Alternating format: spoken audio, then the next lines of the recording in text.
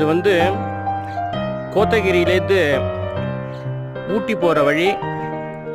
அது ஒரு இடத்துல நம்ம எப்படி ஒரு சின்ன கிராமம் மாதிரி இருக்குது.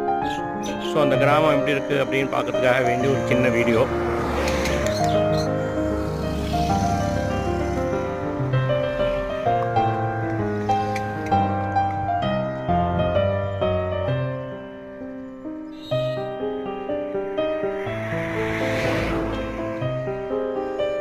கீழே பார்த்தீங்கன்னா எல்லாமே டீ எஸ்டேட்.